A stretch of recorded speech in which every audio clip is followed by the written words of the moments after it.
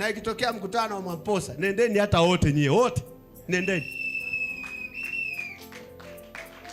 Akitokea mtumishi anayehubiri neema ya Kristo, haubiri watu, nenda kasikilize. Nenda. Ukiona tu ameanza kuhubiri mtu, wala usisikilize ili usije ukapata laana. Ikimbie hiyo laana.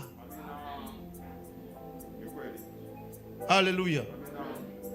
Unahubiri dini la mtu, unahubiri mtu, unahubiri, ondoka hapo. Hama hapo, hata kama anakuambia kuna mashetani, bora kaliwe na mashetani kuliko laana ambayo utaipata hapo kwa kusikia hayo. Maana kama atakuwa anaongea mtu mwingine, ahubiri injili ya Kristo, hiyo sio injili ya Kristo. Haleluya. Injili ya Kristo haumhubiri mtu, unahubiri matendo ya Kristo. Na unaanza kuyatenda na wewe. Na unapoyatenda watu wanayaona, wakiyaona na wao watayaishi, wakiyaishi na wanakuwa huru kama ulivyo huru wewe. Hapa hamna cha fence. Mtu anayekubariki ukiona na ubiri habari ya Kristo, wewe nenda kasikilize. Kasikilize. Kaichukue neema hiyo. Ukiona na ubiri habari ya laana, maana kumsema mtu mwingine laana, anakulani na wewe, ziba masikio, ondoka. Haleluya.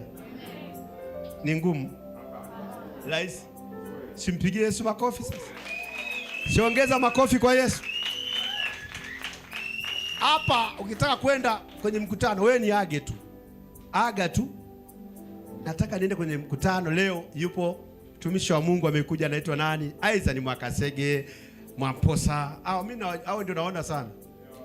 Wapo wengine lakini pia hao nawaona zaidi. Akija mtumishi yote ambaye anahubiri habari ya Kristo, nenda kamsikilize.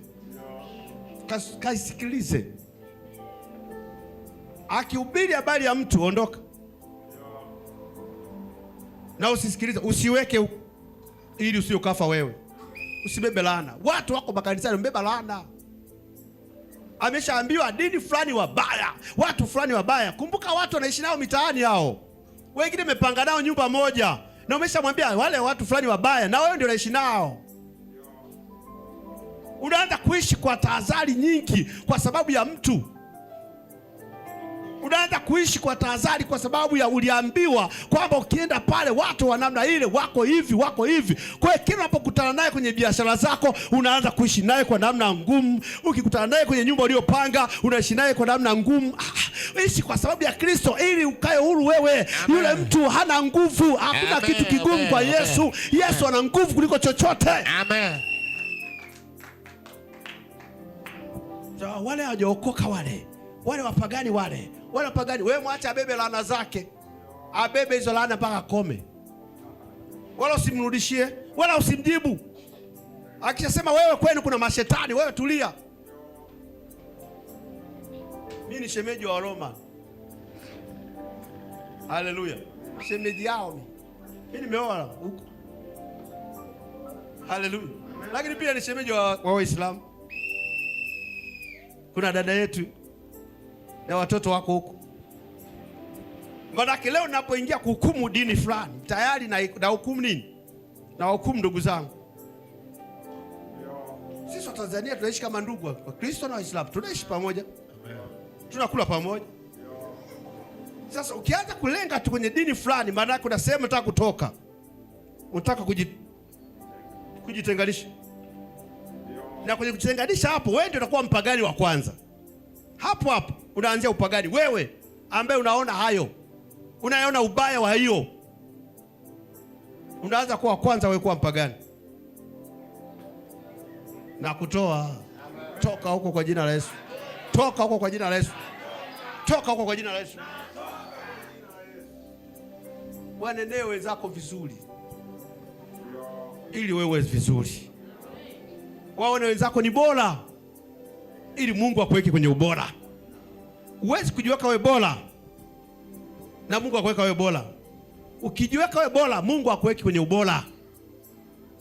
Ukijiweka unajua, Mungu akuweke kwenye ujua, anakuweka mbali, utakuwa mbali. Na ndio maana ili uinuliwe lazima ufanye nini? Shuka. Shuka uinuliwe. Nyenyekea uinuliwe. Maujuaji, achana maujuaji. Maujuaji yamepoteza wengi. Watu wamejifunga wenyewe, wamejifunga wenyewe kwa vinywa vyao. Isaya ameanza kutabiri, anasema malango yenu yatakuwa wazi daima. Malango yenu yatakuwa wazi daima.